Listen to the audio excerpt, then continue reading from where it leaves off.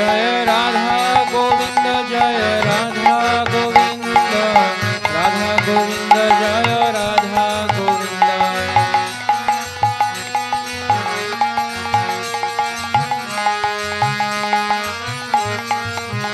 जय श्रीनिवास नरोत्तम जय श्यामानंद जय श्यामानंद जय रसिकानंद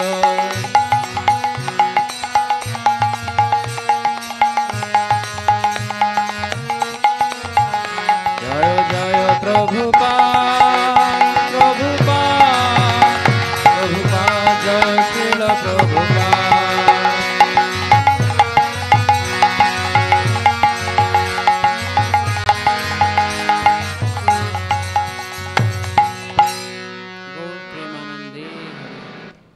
विष्णुपादाय कृष्ण पृष्ठाय भूतले श्रीमते भक्तिवेदांत स्वामिन इति नामिने नमस्ते सरस्वती देवे गौरवाणी प्रचारिणे निर्विशेष शून्यवादी पाश्चात्य देशतारिणे वाञ्छाकल्पतरुभ्यश्च कृपा सिन्धुभ्येव च पतितानां पावनेभ्यो वैष्णवेभ्यो नमो नमः।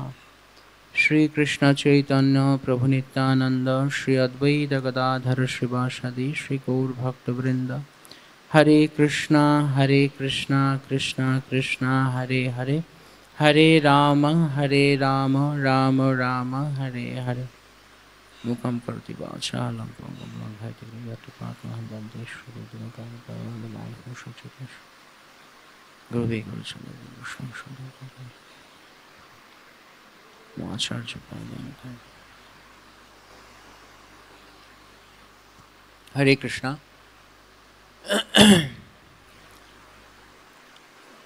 কাদের কাদের ঘুম পাচ্ছে? সকালে প্রসাদ পেয়েছেন কে কে? সবাই? আচ্ছা, পাননি এরকম কেউ আছেন এখনো? এখনো পাননি কেউ? আচ্ছা, তাহলে ঘুম পাচ্ছে কারো? কার কার ঘুম পাচ্ছে তারা সঙ্গে সঙ্গে উঠে যাবেন, প্রভু যেরকম বললেন।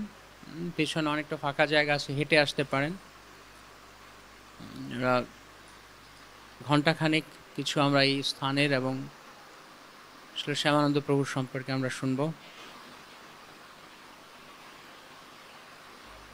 তো গতকাল আমরা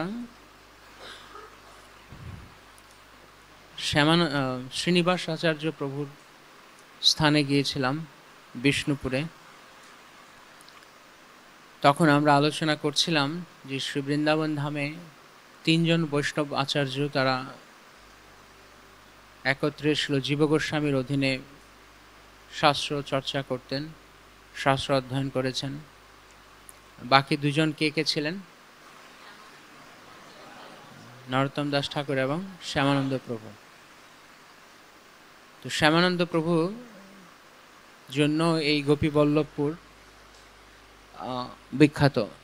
উনি এইখানে কৃষ্ণ ভক্তির প্রচার করেছিলেন এবং ওনার একজন বিখ্যাত শিষ্য ছিল রসিকানন্দ ঠাকুর।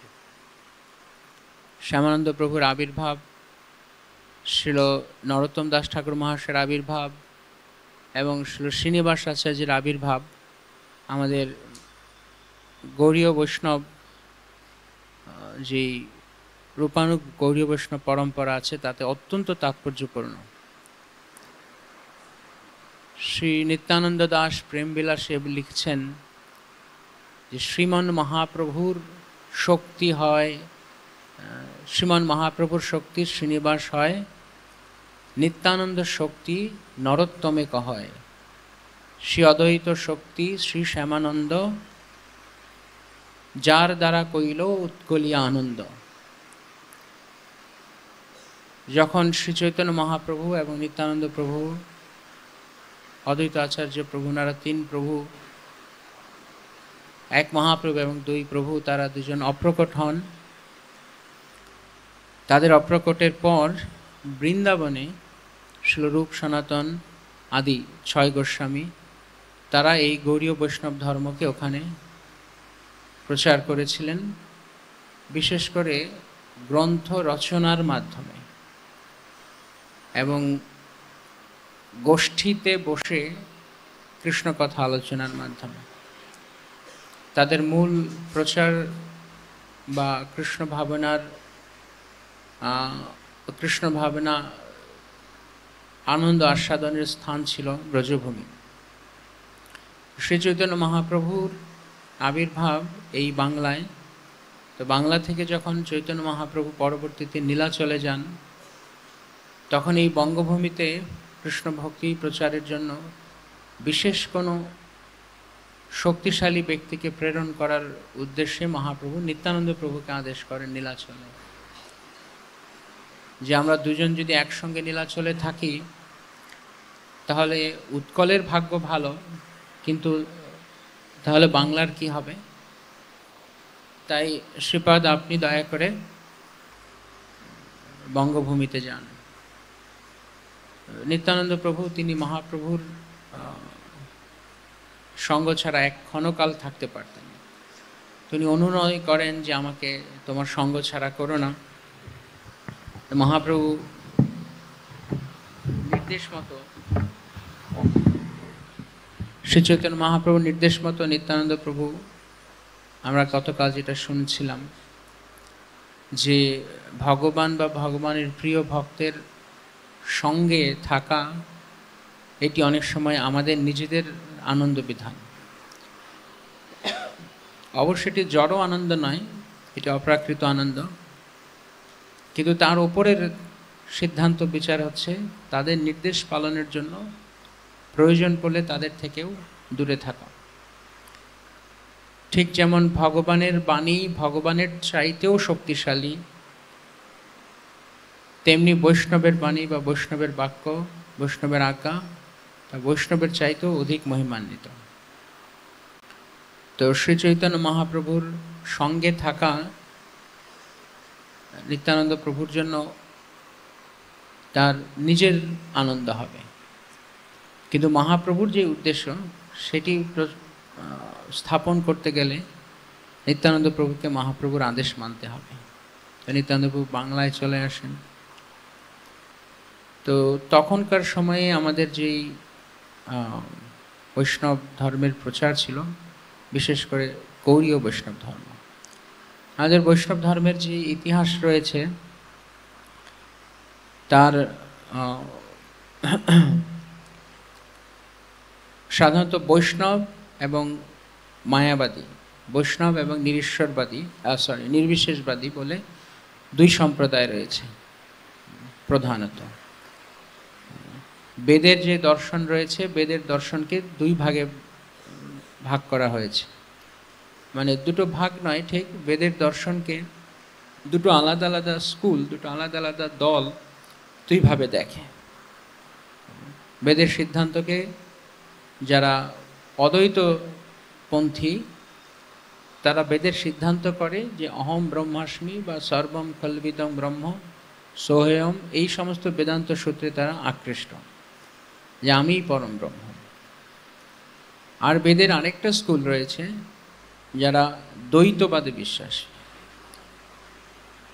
তো আজ থেকে প্রায় 1200-1300 বছর আগে ছিল শঙ্করাচার্য, তিনি কেরল দেশে আবির্ভূত হন এবং সেখান থেকে এই শঙ্কর মত বা অদ্বৈত মত প্রতিষ্ঠা করেন।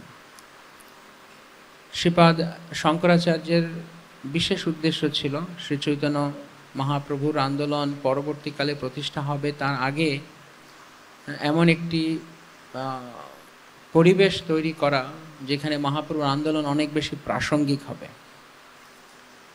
তাই ভগবান মহাদেবকে নির্দেশ করেছিলেন যে আপনি গিয়ে লোককে বেদকে আশ্রয় করে তাদেরকে অপসিদ্ধান্ত শিক্ষা দিন। তো তখন শঙ্করাচার্য তিনি এসে অদ্বৈতবাদ স্থাপন করেন। তারপর শ্রীপাদ রামানুজ তিনি আসেন এবং তিনি এসে শঙ্কর মতের খণ্ডন করে তিনি তার দ্বৈতাদ্বৈতবাদ স্থাপন করেন। হ্যাঁ, তিনি বলেন যে আমরা অদ্বৈত গুণগতভাবে, কিন্তু আমরা দ্বৈত পরিমাণগতভাবে, শক্তিগত বিচারে। তো শ্রীপাদ রামানুজাচার্য অনেকটা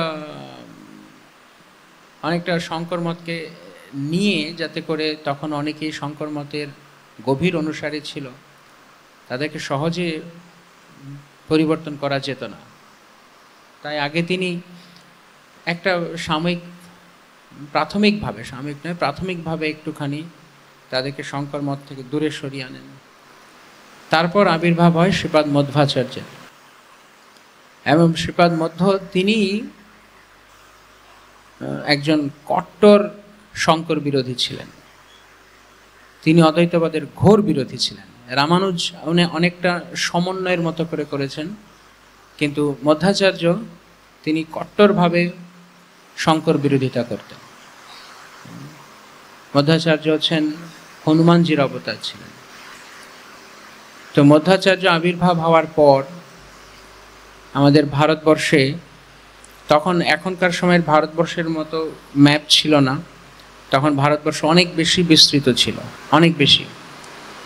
তো ভারতবর্ষে তখন এই শঙ্কর মতের মানে একদম চূর্ণ বিচূর্ণ হয়ে অবস্থা হয়ে গেছে মধ্বাচার্যের কারণে। তিনি বললেন না, দ্বৈতাদ্বৈতবাদ নয়, দ্বৈতবাদ। জীব এবং ভগবান কখনোই এক নয়। সম্পূর্ণ 180 ডিগ্রি বিপরীত সিদ্ধান্ত দিয়েছেন, যা শ্রীপাদ শঙ্করাচার্য বলেছেন। জীব এবং ব্রহ্ম সবসময়ই আলাদা।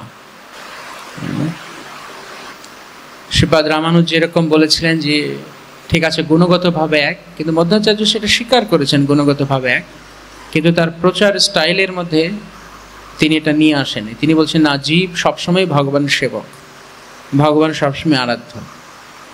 সেই জন্য আপনারা দেখবেন শ্রীপাদ মধ্বাচার্যের বিগ্রহে ওনার দুটো আঙ্গুল এরকম তোলা থাকে, এটা বোঝানোর জন্য যে আমরা সবসময় দ্বৈত, জীব এবং ভগবান কখনো এক নয়।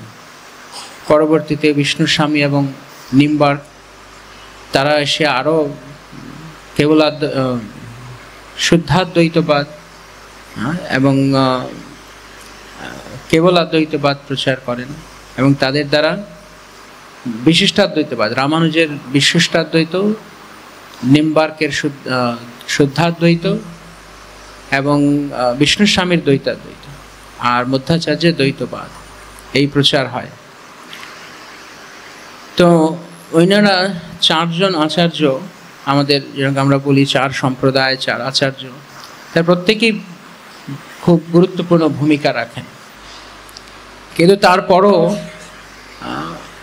যারা শঙ্করপন্থী, অদ্বৈতপন্থী এবং যারা বৈষ্ণব, তাদের মাঝখানে অনেকটা দূরত্ব ছিল,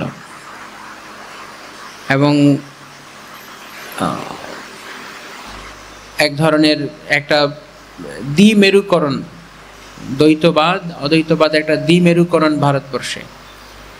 তো শ্রী চৈতন্য মহাপ্রভু যখন আবির্ভূত হন, এই 4 আচার্যের পর তিনি আবির্ভূত হন, তিনি 4 জন আচার্যকে একসঙ্গে গ্রহণ করেন, করে তিনি প্রচার করেন না আমরা জীব ভেদ কিন্তু অভেদ, কিন্তু এটি অচিন্ত। তো এই জন্য মহাপ্রভুর তত্ত্বকে বলা হয় অচিন্ত ভেদাভেদ। তো এইভাবে যে দীর্ঘকালের মায়াবাদী বা নির্বিশেষবাদী এবং সবিশেষবাদীদের মাঝখানে একটা অনেক বড় ধরনের দূরত্ব ছিল, এবং সিদ্ধান্ত বিচারে অনেকেই ভুল করত, সেটাকে মহাপ্রভু সম্পূর্ণ পরিষ্কার করে দিলেন। এখন মহাপ্রভুর যখন আবির্ভাব হয়, মহাপ্রভু যখন আসেন, শ্রী চৈতন্য মহাপ্রভু, তিনি প্রথমে বাংলায় হরিনাম সংকীর্তন করেন, তারপর তিনি বাংলা থেকে বৃন্দাবনে যান। বৃন্দাবনে কিছু কাল অবস্থান করে সেইখানে কৃষ্ণ ভক্তির প্রচার করেন, এবং চরমে তিনি নীলাচল পুরী ধামে থেকে যান, এবং সেইখানে শেষ তার 18 বছর, 6 বছর উনি পথ পরিক্রমায় ছিলেন ভারতবর্ষের বিভিন্ন স্থানে। পূর্বে ওনার আবির্ভাব, পরবর্তীতে পশ্চিম, দক্ষিণ এবং উত্তর উনি উদ্ধার করেন, এবং তারপর নীলাচল উনি থেকে যান। এইভাবে সারা ভারতবর্ষ জুড়ে মহাপ্রভু পরিক্রমা করেন। সেজন্য একটা ভজনে আছে, ভারত ভ্রমিয়া পদ পরশিয়া পুত করিল ধুলি। শ্রী চৈতন্য মহাপ্রভু সারা ভারতবর্ষকে পবিত্র করলেন। এখন এই যে গৌড়ীয় বৈষ্ণব ধর্ম, এটাকে গৌড়ীয় বৈষ্ণব ধর্ম কেন বলে? আমাদের সাথে বাকি যে 4 বৈষ্ণব সম্প্রদায় আছেন তাদের সাথে আমাদের কিছুটা পার্থক্য আছে। যদিও আমরা কোন সম্প্রদায়ের অন্তর্ভুক্ত এই 4 সম্প্রদায়ের মধ্যে? হ্যাঁ, মধ্য সম্প্রদায়। মহাপ্রভু মধ্য সম্প্রদায়কে স্বীকার করেছেন। সেই সম্প্রদায়ের মতকে উনি প্রবলভাবে গ্রহণ করেছেন। যদি অন্যান্য সমস্ত সম্প্রদায়কে একসঙ্গে করে অচিন্ত ভেদাভেদ তৈরি বা তিনি দিয়েছেন, অচিন্ত ভেদাভেদ দর্শন। কিন্তু এই মহাপ্রভুর যেই বৈষ্ণব ধর্ম, এইটি এই মধ্য বৈষ্ণব সম্প্রদায়ের মধ্যে আরেকটা আলাদা খুব উল্লেখযোগ্য শাখা হয়ে গেছে। কখনো কখনো কিছু শাখা আছে যেগুলো বর্ণনা করার প্রয়োজন পড়ে না, কেননা মূল শাখার অধীনে সেই শাখাগুলো থাকে, তাই উপশাখাগুলো বোঝা যায় না। কিন্তু মহাপ্রভুর এই প্রেম ধর্ম সংকীর্তন, এইটি অন্য সম্প্রদায় এত প্রবল আকারে ছিল না। মধ্য এবং রামানুজ সম্প্রদায় তো প্রায় নেই বললেই চলে। তারা তত্ত্ববাদী এবং শাস্ত্র সিদ্ধান্তের উপর অধিক জোর দেন। কিন্তু নিম্বার্ক বিষ্ণু স্বামী সম্প্রদায় কিছুটা এই হরিনাম সংকীর্তন বা এই প্রেম সংকীর্তনের আভাস রয়েছে, কিন্তু এতটা নেই যতটা শ্রী চৈতন্য মহাপ্রভুর অচিন্ত ভেদাভেদ দর্শন রয়েছে। তো এই আন্দোলন যা প্রভু প্রথম শুরু করেছেন বাংলায়, আর বাংলাকে তখন গৌড় দেশ বলা হতো। মূলত সম্পূর্ণ বাংলাকে গৌড় দেশ বলা হতো, কিন্তু তার মধ্যেও একটা ছোট্ট ভাগ ছিল, এই যে গৌরবঙ্গ বলা হতো একসঙ্গে। এখনো যেমন মালদার এখনো পুরনো নাম গৌরবঙ্গ। তো এই গৌরভূমি, গৌরদেশ, যেমন প্রভু একটু আগে ভজনে গাইছিলেন, কবে গৌর ব্রজবনে জনে ভেদে না দেখিব। তো গৌর দেশ হচ্ছে এই বর্তমানে যেটা পশ্চিমবঙ্গ আমরা যেটাকে বলি, সম্পূর্ণ বঙ্গটাকে গৌরবঙ্গ বলতো। আর এই পশ্চিম ভাগটাকে বলা হতো গৌরভূমি, আর পূর্ব ভাগটা, পূর্ববঙ্গ যেটা বর্তমানে বাংলাদেশ, সেটাকে বলা হতো বঙ্গভূমি। একসঙ্গে বলা হতো গৌরবঙ্গ। কিন্তু এটা ছিল গ্রন্থের নাম। কিন্তু প্রকৃতপক্ষে এই সম্পূর্ণ ভূমিকে প্রকৃতপক্ষে বঙ্গভূমি বলত। আপনারা হয়তো শুনে থাকবেন, শ্রীল প্রভুপাদ তার কয়েকটা বাংলা প্রবচনে উনি এই সম্পূর্ণ বাংলাকে বাংলাদেশ বলেছেন। 1-2 প্রবচনে প্রভুপাদ বলছেন, তখন বঙ্গদেশ বা বাংলাদেশ বলতেন। যদিও পরবর্তীতে রাজনৈতিক কারণে যে বাংলাদেশ ভাগ হয়েছে তার নাম বাংলাদেশ হয়েছে, কিন্তু আগে থেকে এই সম্পূর্ণ অঞ্চলটাকে বাংলাদেশ বলে। এটা দেশ মানে যেমন দক্ষিণ দেশ, উত্তর দেশ, এরকম বাংলাদেশ বলতো এটাকে। তো এই গৌরবঙ্গের মধ্যেই প্রথম এই মহাপ্রভুর সংকীর্তন আন্দোলনের সূচনা হয়, এবং প্রভুর যত পার্ষদগণ তারা এই গৌরবঙ্গের বিভিন্ন স্থানে আবির্ভূত হয়। যেমন ভগবান শ্রী চৈতন্য মহাপ্রভুর যেই সঙ্গে যে পঞ্চতত্ত্ব অবতীর্ণ হন তারা 5 জন। তার মধ্যে একমাত্র নিত্যানন্দ প্রভু ব্যতীত বাকি সবারই তারা বঙ্গভাগে অর্থাৎ পূর্ববঙ্গে আবির্ভূত হন। অদ্বৈত আচার্য প্রভু শ্রীহট্টের লাউর গ্রামে, শ্রীবাস ঠাকুর শ্রীহট্টের গোয়ালপাড়া নামক একটা জায়গা রয়েছে সেইখানে, বিয়ানীবাজার। এবং মহাপ্রভুর পূর্বপুরুষ, মহাপ্রভুর পিতামাতার আবির্ভাব শ্রীহট্টে। আর গদাধর পণ্ডিতের পূর্বপুরুষ তারাও চট্টগ্রামে থাকতেন। যদিও শ্রী চৈতন্য ভাগবতে শ্রী ভক্তি সিদ্ধান্ত সরেশ ঠাকুর প্রভুপাদ লিখছেন যে দ্বিজ বাণীনাথ বলে গদাধর পণ্ডিতের যে দাদা, তার জন্ম চট্টগ্রামে, কিন্তু গদাধর পণ্ডিতের জন্ম হচ্ছে নবদ্বীপে। কিন্তু তারা সবাই পূর্ববঙ্গ থেকে। একমাত্র নিত্যানন্দ প্রভুর আবির্ভাব রাঢ় দেশে। এই রাঢ় দেশ আর বঙ্গদেশের মধ্যে, বঙ্গদেশেরই একটা অংশ হচ্ছে রাঢ় দেশ। এটা রাঢ় দেশে গঙ্গা প্রবাহিত হতো না। বাকি বঙ্গভূমিতে সব জায়গায় গঙ্গা আছে, কেবল রাঢ় ভূমিতে গঙ্গা প্রবাহ নেই। যাই হোক, তো এই জন্য এই গৌর ভূমিতে যেহেতু এই সংকীর্তন আন্দোলন শুরু হয়, তাই জন্য এটাকে গৌড়ীয় বৈষ্ণব সম্প্রদায় বলে, সহজে চিহ্নিত করার জন্য। সেই জন্য কথায় কথায় কেন আমি ছোট্ট একটু ইতিহাস বললাম, কারণ আমরা অনেক সময় শুনি গৌরীয় বৈষ্ণব, গৌরীয় বৈষ্ণব, তো অনেকে ভাবতে পারে গৌরীয় বৈষ্ণব জিনিসটা কীরকম, অন্যান্য বৈষ্ণব যারা আছেন তাদের সাথে আমাদের পার্থক্য। সেজন্য এটা একটা বিশেষ লক্ষণীয় বিষয়। অন্য জায়গায় যে বৈষ্ণবেরা আছেন, আমরা অনেক সময় এটা কথাটা কালকেও যেমন আমি ক্লাসে বলছিলাম, আলোচনাতে, আজকেও বলছি, অন্য জায়গার যে বৈষ্ণবেরা আছেন তাদেরকে আমরা সম্মান করি, কিন্তু আমাদের পরম্পরা হচ্ছে গৌরীয় বৈষ্ণব পরম্পরা। তাই এই গৌর ভূমিতে শ্রী চৈতন্য মহাপ্রভুর লাইনে, মহাপ্রভুর পরম্পরাতে, বিশেষ করে রূপ গোস্বামীর অধীনে যারা এসছেন আমরা তাদের অনুসরণ করি। এবং গৌরীয় বৈষ্ণব ধর্মের এই সম্প্রদায় প্রথমে ব্রহ্মা শুরু করেছেন, তাই ব্রহ্মা থেকে ব্রহ্ম সম্প্রদায়। এই ব্রহ্মার পরম্পরা এসছেন কে? নারদ মুনি, ব্যাসদেব, মধ্বাচার্য। ব্যাসদেব থেকে মধ্বাচার্য দীক্ষা নিয়েছেন বদরিক আশ্রমে গিয়ে, সেই জন্য বলা হয় ব্রহ্ম মাধ্য সম্প্রদায়। আর ব্রহ্ম মাধ্য সম্প্রদায়ের মধ্যে শ্রী চৈতন্য মহাপ্রভু যেহেতু বঙ্গভূমিতে গৌরবঙ্গে এই প্রচার করেছেন, তাই বলা হয় ব্রহ্ম মাধ্য গৌরীয় সম্প্রদায়। এই গৌরীয় বলতে বৈষ্ণর গৌর নয়, এটা ডয়সিন্নর গৌর। ডয়সিন্নর গৌর হচ্ছে অঞ্চলের নাম গৌর, আর বৈষ্ণর গৌর হচ্ছে মহাপ্রভুর নাম। তো ব্রহ্মমাধ্য গৌরীয় সম্প্রদায়। এইবার এই ব্রহ্মমাধ্য গৌরীয় সম্প্রদায়ের মধ্যে আবার অনেক ভাগ রয়েছে, এর মধ্যে আবার অনেক ছোট ছোট ছোট ছোট শাখা উপশাখা রয়েছে। তার মধ্যে আমরা কোন সম্প্রদায়কে, আমরা কারানুগত্যকে স্বীকার করি? রূপ গোস্বামী। সেই জন্য বলা হয় ব্রহ্মমাধ্য গৌরীয় রূপানুগ বৈষ্ণব সম্প্রদায়। রূপানুগ, কেননা শ্রী চৈতন্য মহাপ্রভুর যে মনোভিলাস ছিল তা সবচেয়ে সঠিকভাবে পারফেক্টলি বুঝতে পেরেছিলেন রূপ গোস্বামী। শ্রী চৈতন্য মনোভীষ্টম স্থাপিতম ইয়েন ভূতলে স্বয়ং রূপ কদা মহ্যম দদাতি স্বপদান্তিকম। তো রূপ গোস্বামীর থেকে যেই পরম্পরা এসছে, এই জন্য আমাদের পরম্পরায় রূপ গোস্বামীর নাম আছে। অন্যান্য যারা বৈষ্ণব সম্প্রদায় তাদের অনেকেই গোস্বামী, বৃন্দাবনের গোস্বামীদের নাম নাও থাকতে পারে, নেই অনেকের পরম্পরাতে, কিন্তু এই পরম্পরাতে রয়েছে। এবং এই রূপানুগ বৈষ্ণব সম্প্রদায়ের মধ্যে যে মহাপ্রভুর পরবর্তীকালে, মহাপ্রভু তো গৌর দেশে প্রচার করলেন আর গোস্বামীদের পাঠালেন বৃন্দাবনে। তারা বৃন্দাবনে গিয়ে ভক্তিগ্রন্থ প্রচার, লুপ্ত তীর্থ উদ্ধার, শ্রীবিগ্রহ স্থাপন এবং শ্রীবিগ্রহের আরাধনা শুরু করলেন। আর তখন বৃন্দাবনে গৌরীয় বৈষ্ণব সম্প্রদায়ের একটা চল ছিল, বেশ প্রভাব ছিল।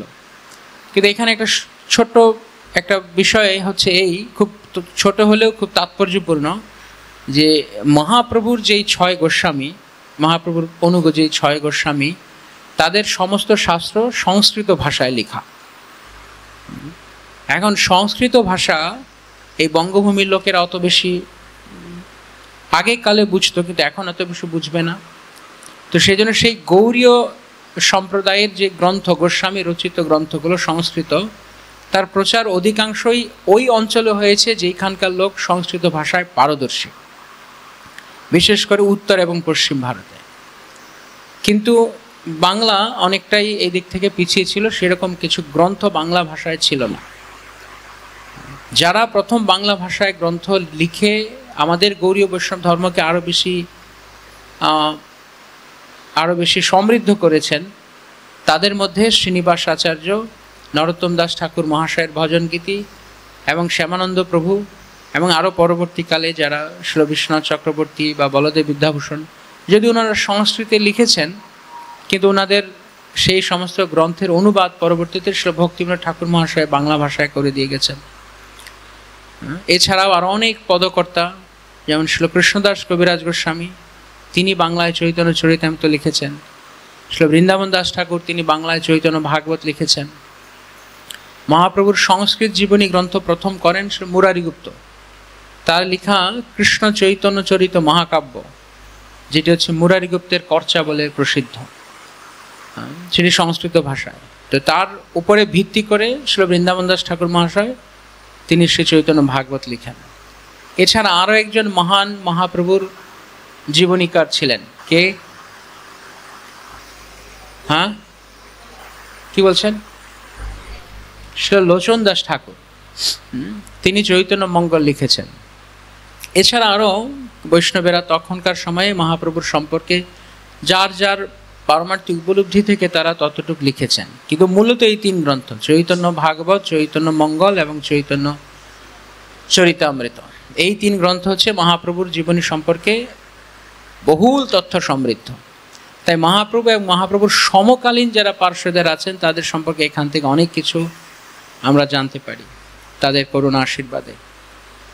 এখন মহাপ্রভু যখন অপ্রকট হয়েছেন তখন গৌড়ীয় বৈষ্ণব ধর্ম অনেকটাই কেন্দ্রীভূত হয়ে গেছে বৃন্দাবনে। বাংলা তখন আস্তে আস্তে এখানে কেউ আসতেন না, ফলে নিত্যানন্দ প্রভুর অপ্রকটের পরে বাংলায় তেমনভাবে প্রচারের কিছু ছিল না।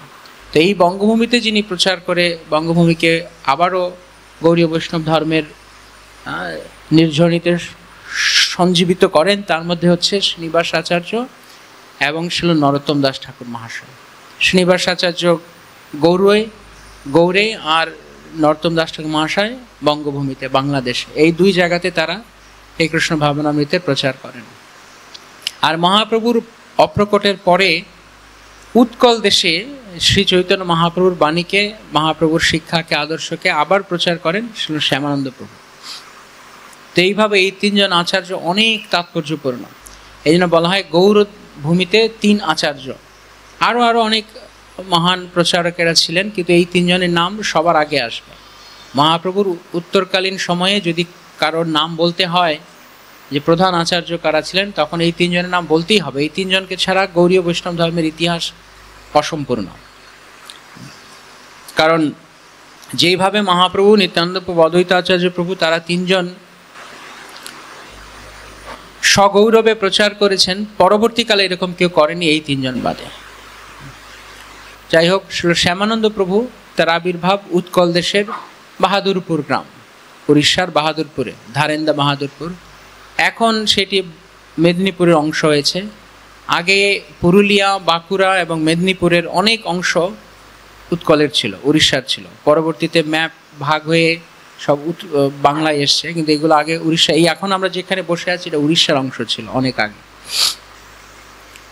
তো ধারেন্দা বাহাদুরপুরে পিতা কৃষ্ণমণ্ডল আর মায়ের নাম ছিল দুরিকা দেবী।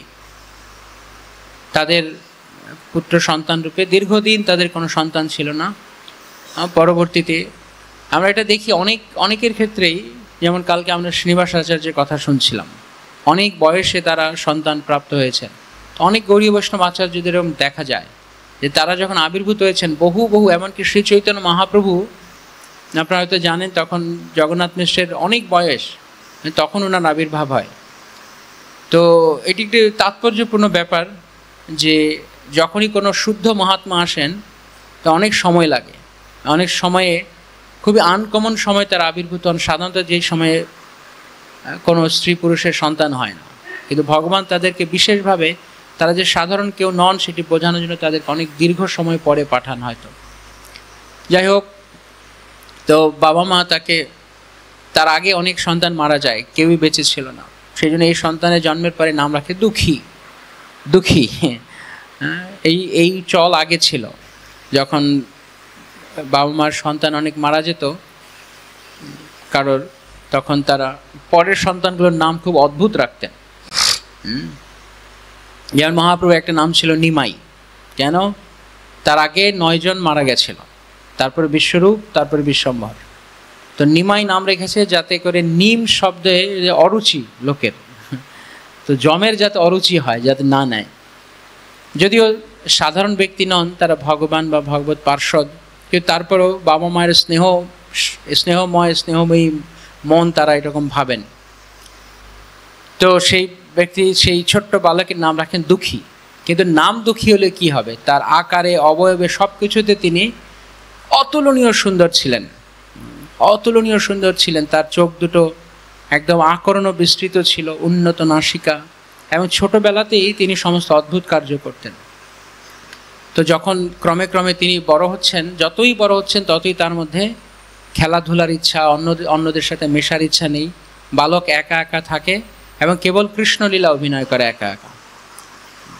তো এই দেখে বাবা মায়ের একদিকে আনন্দ হয়েছে যে সন্তান এরকম কৃষ্ণ ভক্ত, কিন্তু যত বড় হচ্ছে তত তার মধ্যে বৈরাগ্য দেখা যাচ্ছে। সংসারে তার কোনো কিছু ভালো না, ঘরে ভালো লাগে না, ঘরে থাকতে ইচ্ছা করে না। তো একদিন উনি তার পিতামাতাকে বললেন যে আমি গত রাত্রিতে স্বপ্নে দেখলাম অদ্ভুত, যে কেউ একজন এসে কোনো এক মহাপুরুষ এসে আমাকে বলছেন আমার গুরুদেব হৃদয়ানন্দ প্রভু, হৃদয় চৈতন্য প্রভু, তিনি অম্বিকা কালনায় থাকেন, আমাকে তার কাছে যেতে হবে, তা আমাকে অনুমতি দাও, আমি আমার গুরুদেবের কাছে যাব। তো বাবা মা অনেক ক্রন্দন করেন ছেলেকে ছাড়বেন কিনা। তো উনি তো উতলা হয়ে গেছেন, কোনোভাবেই ওনাকে ঘরে আটকে রাখা যাচ্ছে না। তো বাবা মায়ের অনুমতি নিয়ে উনি চলে গেছেন। তো কালনা এসে যখন পৌঁছেছেন, কারা কারা অম্বিকা কালনা গিয়েছেন এখানে? খুব অল্প। কোনো এক সময় আপনারা প্রভুকে অনুরোধ করতে পারেন আপনাদের কালনায় নিয়ে যাওয়ার জন্য। অম্বিকা কালনায় গৌরীদাস পণ্ডিতের এবং সূর্যদাস পণ্ডিতের শ্রীপাঠ। গৌরীদাস পণ্ডিত ছিলেন নিত্যানন্দ প্রভুর জ্যাঠা শ্বশুর, তার ভাই সূর্যদাস সরখেলের দুই কন্যা বসুধা জাহ্নবা, তাদের নিত্যানন্দ প্রভু বিবাহ করেন। তো এই গৌরীদাস পণ্ডিতের শিষ্য ছিলেন হৃদয় চৈতন্য প্রভু। তা আমরা বাসে কালকে কিছু সময় হৃদয় চৈতন্য প্রভুর কথা বলেছি, তাই এখন আর সেখানে যাচ্ছি না, কীভাবে হৃদয় চৈতন্য হলেন। তো হৃদয় চৈতন্য প্রভু কাছে চরণে দণ্ডবোধ প্রণাম করে দুঃখী এসে বলছে যে গুরুদেব আমাকে আশ্রয় দিন। তো এই সমস্ত সংযোগ বিধি নির্ধারিত, কৃষ্ণ আগে নির্ধারণ করেছেন। এমন নয় যে হঠাৎ করে কেউ কারো কাছে গেল, গিয়ে এখন যেরকম হয়, এখন দীক্ষা মানে ঠেলে ঠুলে কোনো রকমের নামটা এন্ট্রি করে গুরুর কাছ থেকে যাওয়া। তখনকার সময় এরকম ছিল না। গুরু এবং শিষ্য তারা উভয়কে চিনতে পারতেন। এই জন্য আমরা গানের শুনি না, একটু আগে গুরু পূজার সময় আপনারা গাইছিলেন, চক্ষু দান দিল যেই জন্মে জন্মে প্রভু সেই, তারা চিনতে পারেন। তো যখন উনি প্রণাম করেছেন তখন হৃদয় চৈতন্য প্রভু বুঝতে পেরেছেন যে আমার শিষ্য। তো তখন বলছে আমার নাম কি? বলছে বাবা মা নাম রেখেছেন দুঃখী। বলছে যার কৃষ্ণতে এরকম মতি সে দুঃখী হয় কোত্থেকে? সে সুখী। তুমি সুখী, তুমি কৃষ্ণদাস। তো তখন তার নামকরণ করেছেন কৃষ্ণদাস। তো এখানে থেকে কায় মনোবাক্যে গুরুর চরণ সেবা করেছেন। যখন যেমন বলতেন, গুরু বললে রাত, গুরু বললে দিন, গুরু বললে খাবেন, গুরু না বললে খাবেন না, গুরু যদি বলেন দাঁড়িয়ে থাকো তো দাঁড়িয়ে থাকবে। গুরু যখন যেমন শাসন করতেন তখন তেমনভাবেই শুনতেন। একদম সম্পূর্ণ হৃদয় মন প্রাণ সমর্পণ করে দিয়ে গুরুর হয়ে গেছেন। আমরা একটা কথা রয়েছে শ্রী চৈতন্য চরিতামৃতে, দীক্ষাকালে ভক্ত করে আত্মসমর্পণ, সেই কালে কৃষ্ণ তারে করে আত্মসম। তো কৃষ্ণ তাকে ততটুকু মাত্রায় নিজের করেন যতটুকু মাত্রায় সে গুরুর কাছে সমর্পিত হন। তো আমরা যদি কৃষ্ণের প্রিয় হতে চাই তাহলে আমাদেরকে গুরু বাক্যে এরকম বিশ্বাস থাকতে হবে। গুরুদেব যা বলছেন গুরুর কাছে এরকম আত্মসমর্পণ করতে হবে। আমরা যত আত্মসমর্পণ করব, আত্মসমর্পণ করাটা সহজ নয়। আত্মসমর্পণ করা কি সহজ? হ্যাঁ, কার কার কাছে মনে হয় আত্মসমর্পণ করা সহজ? কার কার কাছে মনে হয় কঠিন? আর যারা হাত তোলেনি তারা কোনটা? কঠিন না? আত্মসমর্পণ করা কঠিন। কেননা আত্ম মানে নিজেকে সঁপে দেওয়া কারোর কাছে। আমাদের এই জগতে পতনের কারণ হচ্ছে আমার একটা আলাদা অস্তিত্ব আছে, আমি একটা আলাদা ব্যক্তি, আমাদের একটা ব্যক্তিত্ব আছে, আমি আমার এই ব্যক্তিত্বকে ধরে রাখতে চাই। অবশ্যই জীব এবং ব্রহ্ম কখনো এক হয়ে যায় না, কিন্তু এই ব্যক্তিত্বকে, এই ক্ষুদ্রত্বকে যখন বৃহত্তের চরণে অর্পণ করা হয় তখনই ক্ষুদ্রত্বের সার্থকতা। তাই আমরা যতক্ষণ আনুগত্য স্বীকার না করব, যতক্ষণ আমরা নিজের যে ভাব, আত্মা, আমি একজন ব্যক্তি, আমার একটা আলাদা দাম রয়েছে, এটা যতক্ষণ আমরা না ছাড়তে পারবো, নিজেকে সঁপে দিতে না পারবো, ততক্ষণ পর্যন্ত কৃষ্ণ আমাদেরকে দূরে সরিয়ে রাখবেন। যারা কৃষ্ণের আপন হয়েছেন, প্রিয় হয়েছেন, তারা সবাই এইভাবেই গুরুর পাদপদ্মে নিজেকে সঁপেছেন।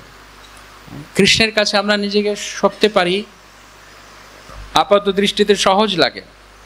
যদি এখন জিজ্ঞেস করা হয় কারা কারা কৃষ্ণের কাছে আত্মসমর্পণ করতে চান, কে চান, কারা কারা চান, অনেক হাত উঠেছে। কিন্তু যদি বলা কারা কারা নিজের গুরুর কাছে আত্মসমর্পণ করতে চান, এখন বলেছেন বটে, কিন্তু বাস্তবে গুরু যদি বলে যে এখন বাজে রাত্রি 9:45, এখন বাজে সকাল 9:45, যদি রাত্রি 8টা, বিশ্বাস করবেন কেউ? তো এই জন্য আমাদের গুরুর কাছে আত্মসমর্পণ হয় না। ভক্তি সিদ্ধান্ত সরস্বতী ঠাকুর প্রভুপাদ বলতেন, যতদিন না পর্যন্ত সমস্ত বস্তুতে গুরুর সেবা দর্শন হবে, ততক্ষণ পর্যন্ত তোমার কৃষ্ণ ভজন শুরুই হয়নি। তো শ্রী শ্যামানন্দ কৃষ্ণদাস তিনি এইরকম একনিষ্ঠ গুরু সেবক ছিলেন। তার একটা প্রমাণ আমরা একটু পর আবার দেখব। তো কিছুদিন বাদে তার সেবায় এত সন্তুষ্ট হয়েছেন গুরুদেব, তখন তাকে নির্দেশ করেন, তুমি বৃন্দাবনে যাও, গিয়ে আমি পত্র দিচ্ছি, জীব গোস্বামীকে গিয়ে আমার এই পত্র দেবে। তো এখানে একটা গুরুত্বপূর্ণ শিক্ষা আমাদের জন্য, যে আমরা অনেক সময় উতলা হয়ে যাই, এরপরে কি করব, এরপরে কি করব, ভক্তি জীবনে এরপরে কি হবে, আমার কি করতে হবে। ধৈর্য ধরুন, সেবা করুন, একান্তভাবে সেবা করতে থাকুন। পরবর্তী স্টেপে যখন গুরুদেব নেওয়ার তখন নিয়ে যাবেন, যা দরকার তিনি তখন বলবেন। আমাদের কাজ কেবল একদম কৃত দাসের মতো, ভৃত্যের মতো গুরুর সেবা করা। গুরু ঠিক সময় মতো, হয় নিজে নয় কোনো উন্নত মহাভাগবত বৈষ্ণবকে দিয়ে বলিয়ে যে কোনোভাবে তিনি আমাদেরকে পরবর্তী সেবা বা পরবর্তী দায়িত্ব দেবেন। কৃষ্ণদাস এসে প্রথমে বলেননি, গুরুদেব আশীর্বাদ কোন বৃন্দাবনে যাব। যেমন আমাদের অনেক ভক্তদের দেখা যায় আজকে ইস্কনে জয়েন করেছে, কার্তিক মাসে জয়েন করেছে, এই কার্তিকে, নেক্সট কার্তিকে বৃন্দাবন, 1 বছরের মধ্যে। না, বৃন্দাবন না গেলে আমার হরিভজন হলো না, এরকম একটা ভাব। যে গুরু যেদিন আদেশ করবেন, গুরু যেদিন করুণা করে পাঠাবেন, সেই দিন সব যোগ্যতা দিয়ে পাঠাবেন। প্রভু যেমন একটা ভজন গাইছিলেন শরণাগতির, আরেকটা ভজন এরকম আছে, গুরুদেব বড় কৃপা করি গৌরবন মাঝে, গোদ্রুমে দিয়াছ স্থান, কিন্তু কবে প্রভু যোগ্যতা অর্পিবে, হরিনাম দিয়া দান। আমাদের স্থান দেখা যাচ্ছে, মনে হচ্ছে যে আমরা ধামে থাকি বা শ্রীপাঠে থাকি, কিন্তু আসলে যোগ্যতা লাগে। যোগ্যতা ছাড়া যদি কাউকে বসিয়েও দেওয়া হয়, কি হয়? অযোগ্য ব্যক্তিকে চেয়ারে বসালে কি হয়? পরে কি হয়? উৎপাত হয়। এই বাংলায় তার সবচেয়ে বড় প্রমাণ, অযোগ্যকে লোক বসিয়েছে, এখন উৎপাত করছে। তো এরকম উৎপাত, অযোগ্য ব্যক্তিকে যদি কেউ চেয়ার দেয় তাহলে উৎপাতের কারণ হয়। তা আমরা ধামে এমনিতে আমাদের শরীর থাকতে পারে, কিন্তু যদি যোগ্যতা না থাকে ধামে থেকে উৎপাত করবে। যারা সত্যিকার অর্থে ধামবাসী, প্রভু যখন গাইছিলেন একটু আগে, কবে ধামবাসী জনে প্রণতি করিয়া মাগিব কৃপার লেশ, কবে এরকম হবে আমার, পুলিনে পুলিনে গড়াগড়ি দিব ধরি অবধূত বেশ। তাহলে ভাবুন একবার, সম্পর্কটি চিন্তা করুন। ধামবাসীর জন্য প্রণতি করে যদি আপনি কৃপা প্রার্থনা করেন, তাহলে আপনার অবধূত বেশ হয়ে যাবে। তা আমরা তো অনেকেই আছি তথাকথিতভাবে ধামে বাস করছি, কার অবধূত বেশ হলো, কার এই জড় বাসনা ছাড়লো, কজনের? তো এরকম ধামবাস, এটা ধামবাস বলে না। প্রকৃত ধামবাস সবাই করতে পারে না। আমরা শ্রীনিবাস আচার্যের কথা কালকে বলছিলাম। শ্রীনিবাস আচার্য জীব গোস্বামীকে নিয়ে, জীব গোস্বামী শ্রীনিবাস আচার্যকে নিয়ে পরিক্রমা করিয়েছিলেন নবদ্বীপ মণ্ডল, যেই পরিক্রমা এখন আমরা করি। শ্রীনিবাস আচার্য করেছিলেন ঈশান ঠাকুর, আর নিত্যানন্দ প্রভু করিয়েছিলেন জীব গোস্বামীকে। তো নিত্যানন্দ প্রভু যখন জীব গোস্বামীকে পরিক্রমা করান, সব পরিক্রমা শেষ হয়ে যাওয়ার পরে জীব গোস্বামী জিজ্ঞাসা করেছেন নিত্যানন্দ প্রভুকে, যে প্রভু আপনি বললেন এই নবদ্বীপ ধামে যারা থাকে তারা সবাই ভগবানের পার্ষদ, কিন্তু এই যে এখানে অনেক অনাচার করছে, এরকম আমি কিভাবে দেখব? তখন নিত্যানন্দ প্রভু বললেন যে এই ধামের উপরে যোগমায়া একটা পর্দা বিছিয়ে রেখেছে, একটা আস্তরণ বিছিয়ে রেখেছে। তো এই মাটিতে পা দেখা যাচ্ছে, হয়তো মাটি ধামের উপরে হাঁটছে, কিন্তু এদের পা কখনো ধামের ধুলি স্পর্শ করে না। তো আমার মতো যারা ভোগী, যাদের হৃদয়ের একমাত্র অভিলাষ যা দেখে শুধু ভোগোন্মুখ এবং নিজের স্বার্থ, নিজের মিথ্যা অহংকারে ডুবে থাকি, তারা ধামে শুধু পা রাখে বটে, কিন্তু ধাম পা তাদের স্পর্শ করে না। ওই পর্দার উপরেই তারা থাকে, জালের উপরেই তারা থাকে।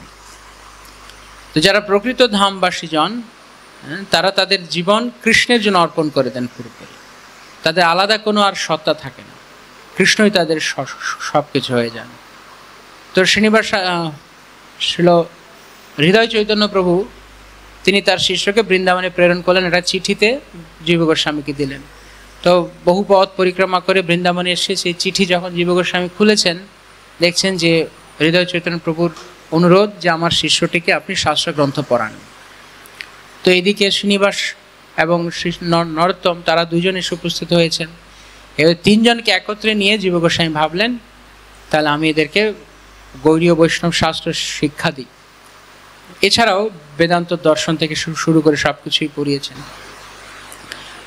তো ধামে যখন ছিলেন, বৃন্দাবন ধামে, তখন কৃষ্ণদাসকে জীব গোস্বামী একদিন বললেন যে তুমি ধামে রয়েছো, ধামে থাকে তুমি কিছু খুব তুচ্ছ সেবা করো। কি করো? তুমি ধামে থেকে এই যে কুঞ্জ বন রয়েছে, সেবা কুঞ্জ ঝাড়ু দাও প্রতিদিন, সেবা কুঞ্জ ঝাড়ু দাও প্রতিদিন। তো প্রতিদিন উনি একটা ঝাঁটা নিয়ে ওই কুঞ্জ ঝাড়ু দিতেন তার শিক্ষাগুরু জীব গোস্বামী নির্দেশে। দীক্ষাগুরু পাঠিয়েছেন শাস্ত্র পড়তে, কিন্তু শিক্ষাগুরু আরেকটা নির্দেশ দিয়েছেন যে তুমি কুঞ্জবন ঝাড়ু দাও, কারণ যদি তুমি ঝাড়ু দাও তবে আমি তোমাকে যা পড়াচ্ছি তা তোমার হৃদয়ে উপলব্ধি হবে। তো কৃষ্ণদাস প্রতিদিন এরকম কুঞ্জবন ঝাড়ু দেন, আর সেই ঝাড়ু বুকে নিয়ে আকুলভাবে ডাকেন যে কবে এই ব্রজের কিশোর কিশোরীর করুণা হবে আমার উপর, কবে আমি তাদের কৃপা আশীর্বাদে আমি আমার গুরুর হতে পারবো পূর্ণরূপে। তো একদিন এরকম ভোরবেলা, প্রতিদিন ভোরবেলা উনি ঝাড়ু দিয়ে আসেন যাতে করে সারাদিন পরিষ্কার থাকে। সারা রাত গাছ থেকে পাতা পড়ে আবার ভোরবেলা গিয়ে ঝাড়ু দেয়। এখন মিউনিসিপ্যালিটি যেরকম ভোরবেলা ঝাড়ু দেয় অনেক জায়গায়, যেমন ওখান থেকে পেয়েছে হয়তো, কে জানে। তো ভোরবেলা তিনি ঝাড়ু দিতেন। তো ঝাড়ু দিতে দিতে হঠাৎ করে দেখছেন ধুলোবালির মধ্যে কিছু একটা চিকচিক করছে। কি চিকচিক করছে? তো কাছে গিয়ে ধুলো সরিয়ে দেখছেন একটা নূপুর। সেই নূপুরটা দেখে আশ্চর্য হয়েছিল, অদ্ভুত নূপুর। নূপুরটা দেখে ওনার হৃদয়ে আনন্দ হয়েছে। তো অনেক প্রীতি সহকারে সেই নূপুরটি স্পর্শ করে যেই বক্ষে ধারণ করেছেন, সঙ্গে সঙ্গে তার সারা শরীরে সাত্ত্বিক বিকার দেখা দিয়েছে। তার রোমাঞ্চ হচ্ছে, কম্প হচ্ছে, অশ্রু বর্ষণ হচ্ছে, বিবর্ণ হয়ে গেছেন। তো তিনি ভাবছেন এই নূপুর কার? এইরকম অদ্ভুত নূপুর আগে কখনো আমি দেখিনি। তো সেই নূপুর নিয়ে চিন্তা করছেন মনে মনে, কার হতে পারে, কার হতে পারে? নিশ্চয়ই ব্রজবাসী, ব্রজের কারোর হবে, ব্রজের কোনো ব্রজাঙ্গনার হবে। ভেবে উনি সেটা মাথায় স্পর্শ করে প্রণাম করে ওনার কাছে রেখে দিয়েছেন, কাপড়ে দিয়ে ঝাড়ু দিচ্ছেন। তখন কিছু সময় বাদে একটা ছোট্ট বালিকা এসে জিজ্ঞেস করছেন যে সাধু বাবা, এখানে একটা নূপুর পেয়েছেন নাকি ঝাড়ু দেওয়ার সময়? তো হ্যাঁ পেয়েছি। তো বলছে নূপুরটা আমাকে দিয়ে দেন। তোমাকে কেন দেব? তুমি কে? এরা নূপুর কি তুমি এই নূপুরের মালিক? তো বলছে আমি নূপুরের মালিক নই, তবে আমার সখী এই নূপুরের মালিক। তো তোমার সখী তো এই নূপুরের মালিক। তো ওই বালিকাকে দর্শন করে শ্যামানন্দ কৃষ্ণদাসের হৃদয়ে বহু আনন্দ হয়েছে, বহু আনন্দ হয়েছে। এই জগতে স্ত্রীরূপ দেখলে পুরুষের হৃদয়ে যে কামভাব উদ্দীপনা হয় সেরকম নয়, বা সুন্দর পুরুষ দেখলে স্ত্রীলোকের হৃদয়ে কামভাব হয় এই সেরকম নয়। এক অদ্ভুত অনন্ত আনন্দ যেন তার হৃদয়ে। কে এইরকম ব্রজের একদম জ্যোতির্ময়ী বালিকা? তো বলছে আমার সখীকে সবাই দেখতে পায় না, তুমি কিভাবে দেখবে? তো এই সমস্ত কথা শুনে কৃষ্ণদাসের মনে সংশয় লেগেছে, এ তো সাধারণ কথা বলে মনে হচ্ছে না। তো উনিও জিদ ধরেছেন, চিন্ময় জিদ ধরেছেন, আমি নূপুর দেব না, আগে তোমার সখীকে আসতে বলো, তারপর দেব, তাকে দেখবো, যে নূপুরের মালিক তাকেই দেব। তো সেই বালিকা বলছে তো ভালো হট দেখছি, কোনোভাবেই দিচ্ছে না। তিনি গেছেন, গিয়ে বলছেন ওনার যে সখী, কে? শ্রীমতী রাধা রানী কি যায়। আর এই গোপী ছিলেন বিশাখা সখী। তো বিশাখা এসে বলছেন যে এই সাধু অনেক হটকারী, দিচ্ছে চাইছেন অনেক হট। তো হচ্ছে যে বলছি তুমি যদি যাও তাহলে কে বলতে পারে। তো শুনে স্মিত হেসে শ্রীমতী তিনি অত্যন্ত প্রীত হয়ে বলেন তার মনের এইটাই ইচ্ছা ছিল আমি একে দর্শন দান করব। কেননা এই যে সাধারণ ব্যক্তি নন, ইনি ওনার সিদ্ধ দেহে কনক মঞ্জরী। তো শ্রীমতী রাধারানীরই সেবিকা তারা। তো তিনি তখন বললেন ঠিক আছে চলো। তো তখন দুইজন একসঙ্গে এসেছেন। এসে শ্রীমতী রাধারানী এরকম যে পিলার দেখছেন মাঝখানে, এবং অনেক বৃন্দাবনের বড় বড় গাছ রয়েছে, একটা গাছের পেছনে দাঁড়িয়ে আছেন। আর ওই সখীকে পাঠিয়েছেন। এসে বলছে আমার সখী এসে এবার তো নুপুরটা দাও। বলছে কই দেখতে পাচ্ছি না, দেখাও। তো ওই দিকে তাকাও, তাকিয়েছে। তখন শ্রীমতী রাধা একটুখানি মুখটা এরকম করেছেন, এরকম আড়াল থেকে যেরকম করে না, এরকম করেছেন। আর সঙ্গে সঙ্গে সেই অপূর্ব জ্যোতির্ময়ী সেই রমণী সেই বালিকাকে দেখে কৃষ্ণদাস মূর্ছিত হয়ে গেছেন। এখানে কি রূপ দেখলাম আমি, এ কি রূপ নেহারি, এইরকম আশ্চর্য রূপ কোথা থেকে হয়। তো মহাজ্যোতির্ময়ী মূর্ছিত হয়ে গেছেন। তো বিশাখাসকে স্পর্শ করেছেন, আবার উঠেছে। তখন উঠে দেখছে একদম সামনে, তার সামনে তিনি। তো তখন ওনার চরণে প্রান্তে পড়ে তিনি ক্রন্দন করতে শুরু করেছেন।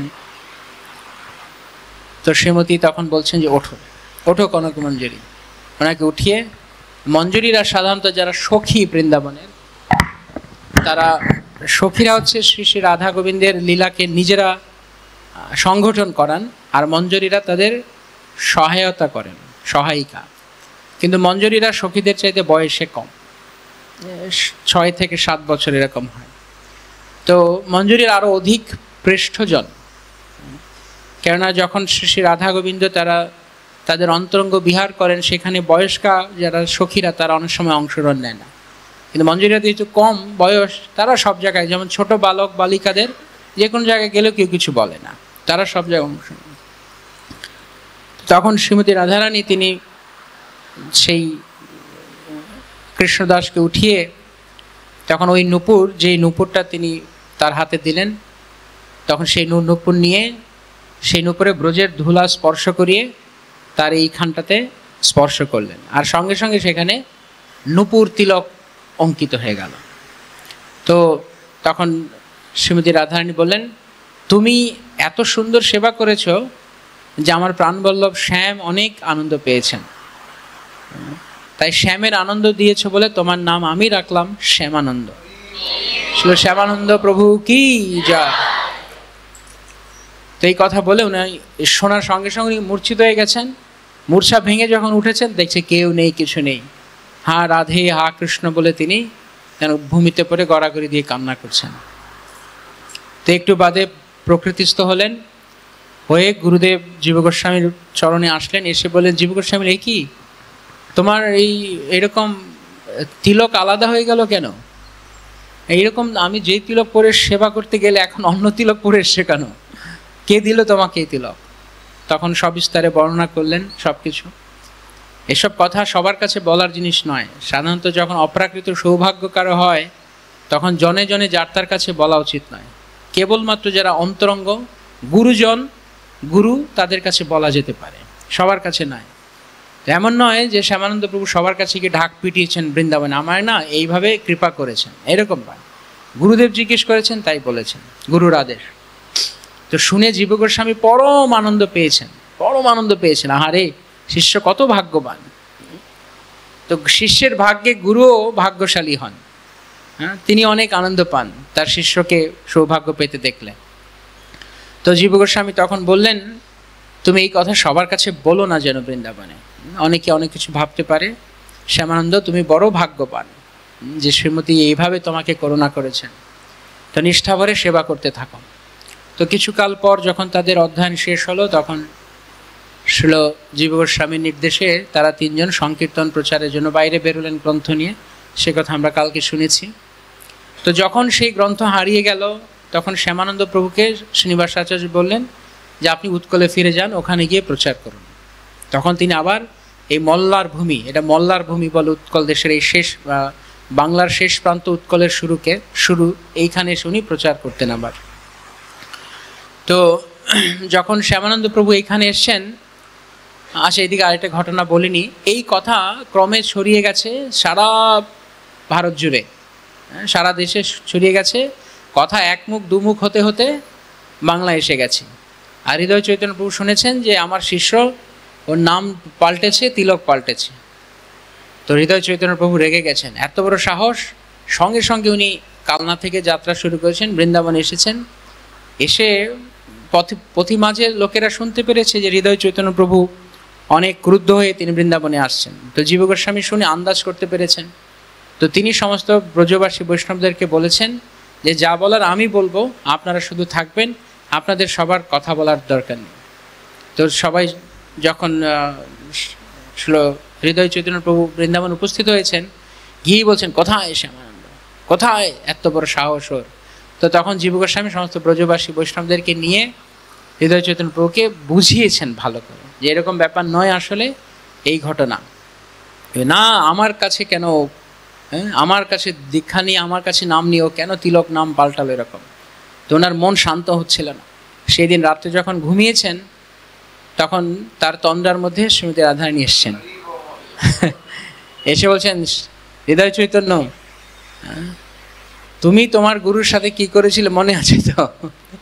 হ্যাঁ, গৌরীদাস পণ্ডিতের সঙ্গে তার একটা লীলা রয়েছে। বলছে তুমি কে হে বাপু? হ্যাঁ, কনক মঞ্জুরি আমার গণ, তাকে আমি নাম দিয়েছি, তাকে আমি তিলক করিয়েছি, তুমি বলার কে?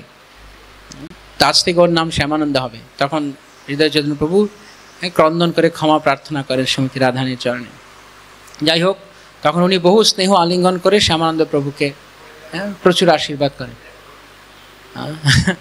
আর ওই লীলাটা হচ্ছে যে গৌরীদাস পণ্ডিতের আশ্রমে হৃদয়ানন্দ প্রভু তিনি থাকতেন তার শিষ্যরূপে।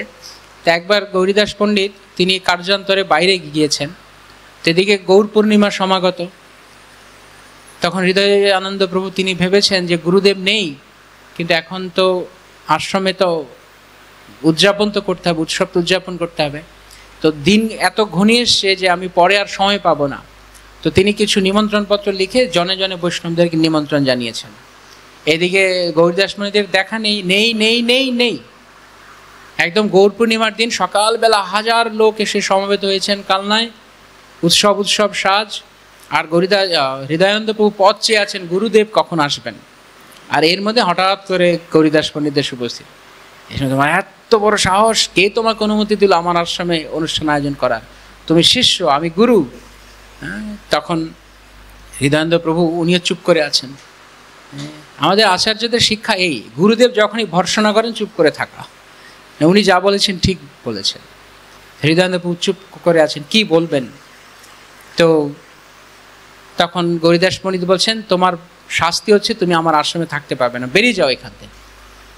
হৃদয়ানন্দ প্রভু কান্না করতে করতে মাথা হেঁট করে আশ্রম থেকে বেরিয়ে গিয়ে কালনাতে গঙ্গার ধারে বসে আছেন। আর মাটির মধ্যে নখ দিয়ে লিখছেন যে অভিমান, যে আরে গুরুদেব আমাকে এরকম বললেন, কিন্তু উনি তো আমি কেন এরকম করেছি? আমি তো গুরুদেব আসেনি বলে এরকম করেছি। ঠিক আছে, গুরুর তিরস্কারই আমার আশীর্বাদ। এখন ওইখানে গঙ্গার তিনি ভাবছেন ওই দিন গৌর পূর্ণিমা, তিনি ওইখানে কিছু বিগ্রহ নেই, কোনো কিছু নেই। তো সেইখানে তিনি ভাবলেন যে আমি এখানে ভগবানকে কিছু একটা ভোগ লাগিয়ে এইখানে উৎসব করি, ছোট করে। উৎসব মানে ভগবানকে ভোগ লাগায়। তো তিনি ওখানে আয়োজন করেছেন।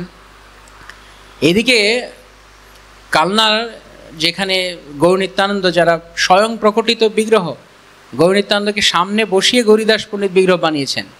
তো মন্দির খুলে দেখছে ভোগ সাজানো হয়েছে, মানে ভোগ নিয়ে আসা হয়েছে, মন্দির খুলে ভোগ দিতে যাবে, গিয়ে দেখছে বিগ্রহ নেই। কী হয়েছে? বিগ্রহ নেই। এই কে নিল বিগ্রহ, কে কোথায় গেল বিগ্রহ? খুঁজতে খুঁজতে এদিক ওদিক যেতে যেতে তখন লোকজন বলছে আরে এখানে কি উৎসব? উৎসব তো হচ্ছে গঙ্গার পাড়ে, এই উৎসবে কে যায়?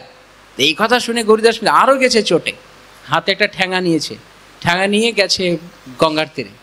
এত বড় সাহস! ওখানে কি হচ্ছে? আবার গিয়ে দেখছে সত্যি সত্যি ওনার গৌর নিত্যানন্দ ওইখানে। আর দেখছি ওনার শিষ্য হৃদয়ানন্দ তিনি ভগবানকে ভোগ লাগাচ্ছেন। আর চৈতন্য মহাপ্রভু তিনি একবার হৃদয়ানন্দের হৃদয়ে প্রবেশ করছেন, আবার বেরিয়ে যাচ্ছেন, আবার প্রবেশ করছেন, আবার বেরিয়ে যাচ্ছেন। তো এই দৃশ্য দেখে গৌরীদাস পণ্ডিত মূর্ছিত হয়ে গেছেন। কি অদ্ভুত শিষ্যের কি প্রভাব, বাপরে বাপ! হ্যাঁ, তখন কাছে গিয়ে তিনি হৃদয়ানন্দকে আলিঙ্গন করে বলছেন তোমার হৃদয়ে চৈতন্য নিত্য বাস করেন, তাই তোমার নাম হৃদয় চৈতন্য। যাই হোক, তো আমরা যেটা বলছিলাম, তো শ্যামানন্দ প্রভু পরবর্তীতে উনি বাংলায় যখন উৎকলে ফিরে আসেন, এইখানে প্রচার করেন। তো এইখানে এই মল্লার ভূমির যিনি রাজা ছিলেন তার নাম ছিল অচ্যুতদেব। অচ্যুতদেব রাজার একমাত্র পুত্র, একমাত্র নয়, আরও 2-3 জন পুত্র ছিল, কিন্তু তার মধ্যে শ্রেষ্ঠ রূপে গুণে বিদ্যা সব কিছু দিন শ্রেষ্ঠ, তার নাম ছিল রসিকানন্দ। তো এই অচ্যুত দেবের পুত্র হচ্ছেন রসিক, কেউ কেউ বলেন ওনার নাম রসিক মুরারিও ছিল। তো রসিকানন্দ প্রভু তিনিও ছোটবেলা থেকে একদম গুরুর মতোই, তিনিও ছোটবেলা থেকেই কৃষ্ণ ভাবে তন্ময়। আর ওনাকে যে কেউ দেখলে কৃষ্ণ মনে পড়তো, ওনার গায়ের বর্ণ কৃষ্ণ এবং উনি দেখতে কৃষ্ণের মতো, মানে যে কেউ দেখলে ওনাকে বুঝতে হয় বিষ্ণু, নারায়ণ বা কৃষ্ণ, এত সুন্দর দেখতে। তো ক্রমেই যখন বড় হচ্ছেন ততই ওনার রূপ লাবণ্য আরও বাড়ছে। তো বাবা মা চিন্তা করছেন যে কিভাবে ঘরে রাখবো, এটা এত কৃষ্ণ প্রেমের ভাব। তো তখন তারা আরেকজন খুব জমিদার ব্যক্তি ছিলেন, তিনিও বৈষ্ণব ছিলেন, বলরাম বিপ্র, তার একজন কন্যা, সেই কন্যা অত্যন্ত সুন্দরী, রূপে গুণে অতুলনীয়া, তিনিও ছোট্টবেলা থেকেই কৃষ্ণভাবে তন্ময়, কৃষ্ণ বিনা কিছু জানেন না। তখন তারা বুঝতে পেরেছে যে আমার এই ছেলের জন্য এই মেয়েই উপযুক্ত। তখন তার সঙ্গে বিবাহ হয়, দুজন একসঙ্গে হরিভজন করছেন। তখন শ্যামানন্দ প্রভু তিনি উৎকলে আসবেন ওই সময়কার কথা। রসিকানন্দ প্রভু রাত্রিবেলা এরকম স্বপ্নে দেখছেন কোনো এক মহাপুরুষ, অত্যন্ত দিব্য জ্যোতির্ময় পুরুষ এসে বলছেন খুব শীঘ্রই আমি আসছি, তোমাকে আমি দীক্ষামন্ত্র দেব, আমার নাম শ্যামানন্দ।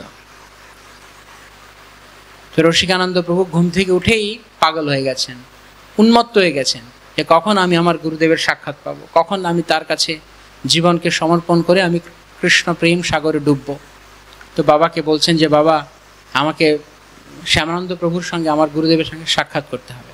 তো শ্যামানন্দ প্রভু তখন বন বিষ্ণুপুর থেকে এসছেন, এসে এই স্থান আমরা যেখানে রয়েছি গোপীবল্লভপুর, এর আগের নাম ছিল আসলে কাশীপুর, এরা গোপীবল্লভপুর ছিল না।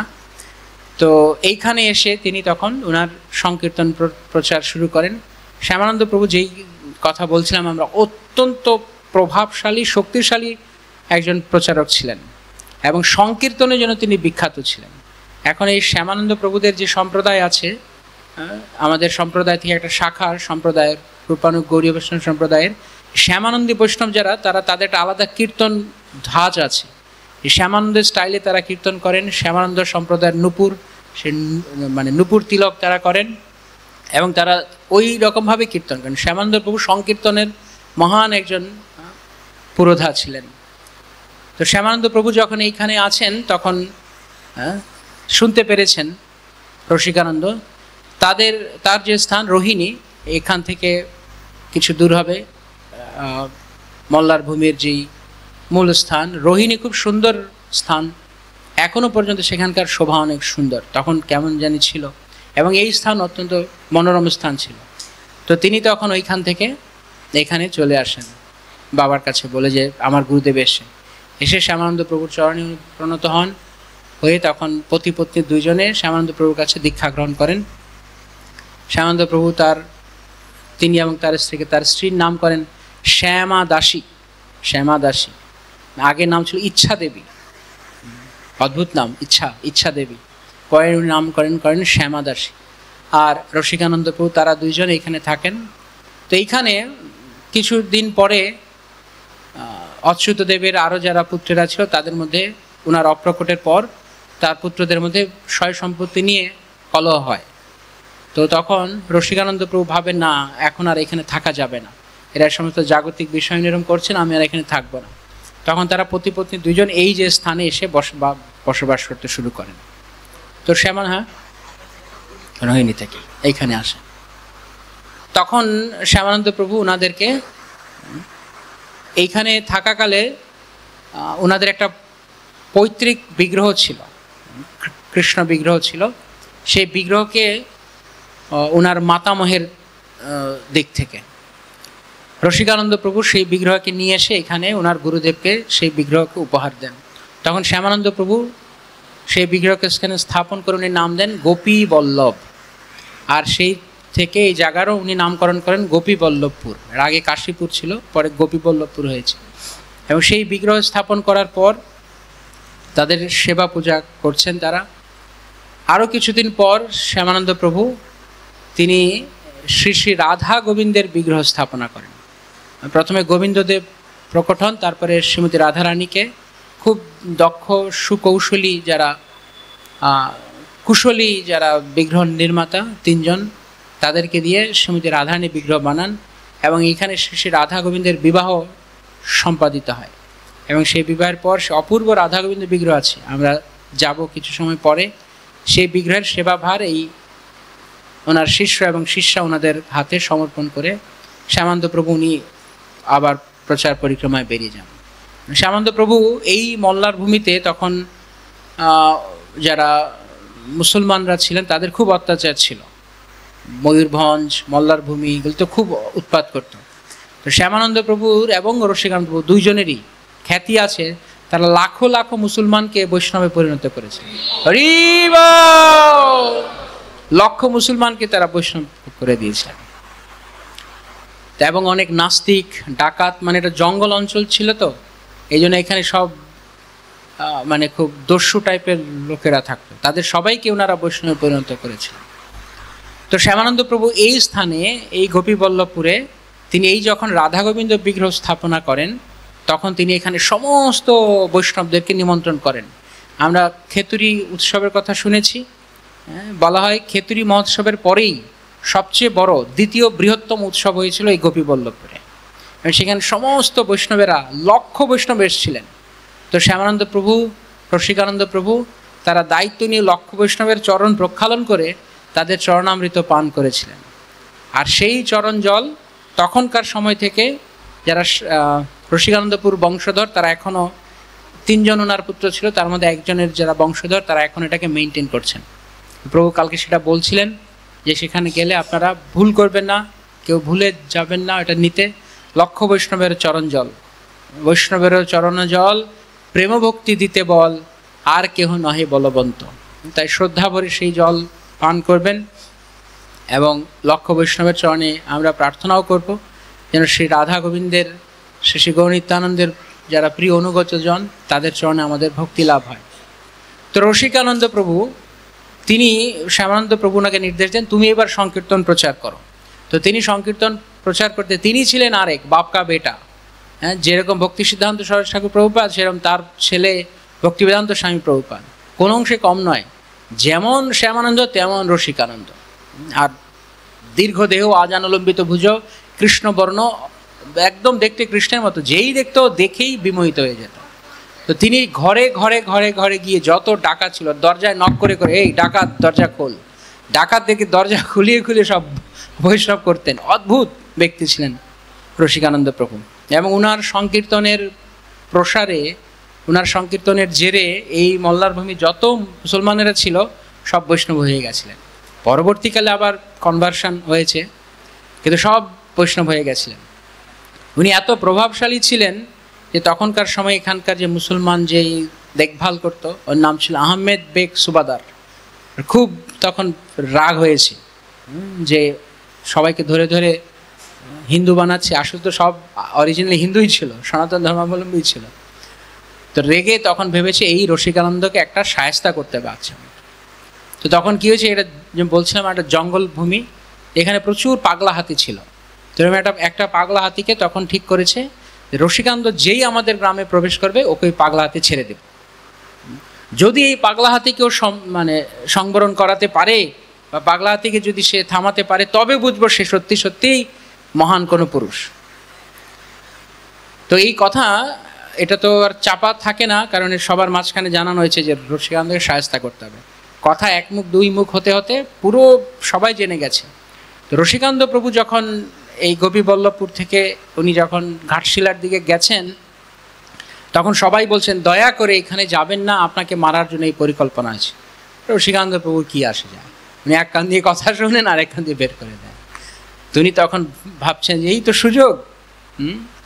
তো তিনি যখন গ্রামে প্রবেশ করেছেন, আর এই দৃশ্য দেখার জন্য যে ব্যাপারটা কি হয়, যেরকম কৃষ্ণ কুবলয়া পীর মেরেছিল, তখন সবাই গিয়ে সার্কাস দেখার জন্য দাঁড়িয়ে গেছে। তো দুই দিকে লোক সারি দিয়ে দাঁড়িয়ে গেছে যে কি হচ্ছে এখানে, কি জানি কি হবে আজকে। রসিকানন্দ প্রভু আর পাগলা হাতি, তো পাগলা হাতিকে ছেড়ে দিয়েছে। দূর থেকে সবাই অনেক দূরে দূরে, অনেক দূরে দূরে সবাই দাঁড়িয়ে আছে যাতে পাগলা হাতি কারো ক্ষতি না করে।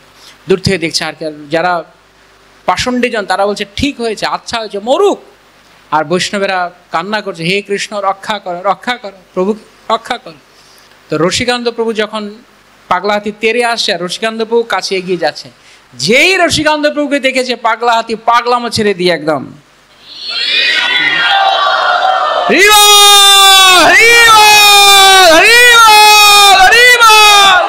শ্রীল রসিকানন্দ প্রভু কি। রসিকানন্দ প্রভু সৌন্দর্য কেমন ছিল, হাতিও পর্যন্ত ওনার সৌন্দর্য দেখে ভুলে গেছে, এত সুন্দর, একদম নত হয়ে গেছিল। হাতি এরকম ভাঁজ করে যেরকম বসে গিয়ে সুর দিয়ে রসিকানন্দ প্রভুকে প্রণাম করছে। আর দূর থেকে আহমেদ বেগ এই দৃশ্য দেখে, হ্যাঁ এই কি অবস্থা। তো এখানেই শেষ নয়, রসিকানন্দ প্রভু এগিয়ে গেছে, এগিয়ে গিয়ে হাতের কানটা টেনে ধরেছে। এরকম হাতির বড় বড় কান থাকে না, কুলোর মতো, কানটা টেনে বলছে, এই জীবনটা পেয়েছো, কৃষ্ণ ভজন করো। এই পাগলামি করে, এই পাগলের মতো পাগলামি করলে কি তোমার জীবন চলবে? কৃষ্ণ ভজন করো, দুর্লভ দেহ পেয়েছো তুমি। তাই বলো আমার সঙ্গে, হরে কৃষ্ণ কৃষ্ণ কৃষ্ণ হরে হরে, হরে রাম রাম রাম হরে হরে। আর হাতিও তখন সঙ্গে সঙ্গে বলছে, হরে কৃষ্ণ কৃষ্ণ কৃষ্ণ হরে হরে, হরে রাম রাম রাম হরে হরে। সবাই দেখছে হাতি সামনের দুটো পা মানে হাত দুটো এরকম তুলে দিয়ে হরিনাম করছেন, আর চারদিকে ভক্ত হরি হরি হরি হরি। আহমেদ বেগ এসে ছুটে এসে, বাপ রে বাপ, এ তো সাধারণ কেউ নয়, পাগলা হাতিরে কৃষ্ণ নাম করিয়েছে। তো রসিকানন্দ তখন বললেন, তোমার দীক্ষা হয়ে গেল, তোমার নাম গোপাল দাস। হাতির নাম গোপাল দাস, দীক্ষা দিয়েছে, দীক্ষার নাম হচ্ছে গোপাল দাস। সেই গোপাল দাস পরে ঠান্ডা হয়ে সারাক্ষণ বসে মনে মনে হয়তো হরিনাম করতেন। গোপাল দাসকে দীক্ষা দিলেন। রসিকানন্দ প্রভু এরকম ছিলেন, এই জঙ্গলভূমি তো মাঝে মাঝে বাঘ বেরিয়ে আসতো, তো লোকেরা ভয়ে জঙ্গলের কাছাকাছি যেতেন। রসিকানন্দ প্রভু গিয়ে লাভ দিতেন, এইখান থেকে লাভ দিয়ে বাঘের উপরে চড়তেন, উঠে বসে বাঘের থাপ্পড় মারতেন। ভাই হরে কৃষ্ণ বলার চল, কৃষ্ণ বলো সঙ্গে চলো। তো বাঘে চাপড় মারতেন, বাঘ ঠান্ডা হয়ে যেত একদম। রসিকানন্দ প্রভু, তো এই জন্য বলা হয় উনি মানুষকে হরিনাম করানো যায়, কিন্তু বাঘকে হরিনাম, হাতিকে হরিনাম, অদ্ভুত ব্যাপার। তো একদিন অনেক এরকম অলৌকিক ঘটনা আছে।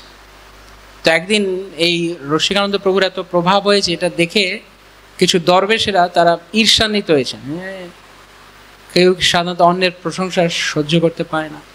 তো এক পীর দরবেশ, সেরকম একটা এই যে কী বলে এগুলোকে, যে নামাজ পড়ে যে আসনের মতো, তো ওইগুলো একটার মধ্যে সে বসে উড়ছে, উড়ে ওই যে রসিকানন্দ প্রভু যেখানে থাকেন তার গ্রামের আশপাশে সে দেখাচ্ছে প্রভাব, দেখো আমি উঠতে পারি। হ্যাঁ, তো সকাল থেকে অনেক লোক গেছে আর দেখছে, হ্যাঁ দেখতেছে মানে জাদু সব উঠছে, একটা দরবেশ এরকম উঠছে।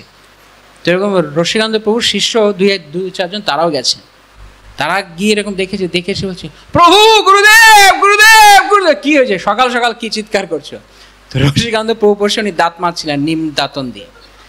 তো উনি বলছে, কি হয়েছে বলো, কি হয়েছে? বলে, গুরুদেব কে ওইখানে এক দরবেশ এসে উড়ছে। উনি কোনো কথায় পাত্তা দেন, দাঁত মাজন করছে। একটু পর আরেক শিষ্য হয়েছে, গুরুদেব গুরুদেব পীর এসে এরকম উড়ছে। উফ, সকালবেলা কৃষ্ণ নাম করে কি উড়ছে? উনি দাঁত মারছে। তো দেখছে দলে দলে এসে লোক বলছে, ভীষণ বিরক্তিকর ব্যাপার, সারাক্ষণ এই সংবাদ দেবে নাকি? সে দাঁড়া, চুপ কর। ওই দাঁতের মাজনটা নিয়ে ওনার পায়ে নিচে দিয়েছে, দিয়ে দাঁতের মাজন উপরে উনি দাঁড়িয়ে গেছে, দাঁতের মাজনটা এরকম ঘুরছে। তো সহজে, বাপরে গুরুদেব, শ্রী রসিকানন্দ প্রভু কি বলছে, ও তো আসনের মতো উঠছে, দাঁতের মাজনের উপরে উঠছে। তো ভক্তের অষ্টসিদ্ধি আপনার থেকেই পাওয়া হয়ে যায়, কিছু করতে হয় না। তো এরকম অনেক শক্তিশালী প্রচারক ছিলেন। রসিক মঙ্গল বলে এক গ্রন্থ তিলক দাস বলে এক বৈষ্ণব উনি লিখেছেন, সেখানে অনেক ওনার লীলা বর্ণনা আছে। আর রসিকানন্দ প্রভু তার গুরুদেবের সম্পর্কে শ্যামানন্দ শতক বলে একটা গ্রন্থ লিখেছেন, খুব সুন্দর গ্রন্থ, সেখানে শ্যামানন্দ প্রভুর লীলা দিয়ে রয়েছে। যাই হোক, তো এইভাবে রসিকানন্দ প্রভু এবং শ্যামানন্দ প্রভু তারা এই ভূমিকে পবিত্র করেছিলেন এবং এখানে সবাইকে বৈষ্ণব বানিয়েছিলেন। এই জন্য ওই গৌরদেশে আমরা যেটা বলছিলাম, গৌরদেশে প্রচারের জন্য এই তিন আচার্যের ভূমিকা আমরা কখনোই অস্বীকার করতে পারি না। নয়তো আমরা যদি বৃন্দাবনে কেবল গোস্বামীরা বৃন্দাবনেই ছিলেন, তাহলে আমরা কিন্তু এই গৌরীয় বৈষ্ণব ধর্ম পেতাম না। তা আমরা এই তিন আচার্যের কাছে ঋণী, ওনাদের কারণে আমরা পেয়েছি। হরে কৃষ্ণ। শ্রী শ্রী রাধা গোবিন্দ কি জয়, শ্রী শ্যামানন্দ প্রভু কি, শ্রী রসিকানন্দ প্রভু কি।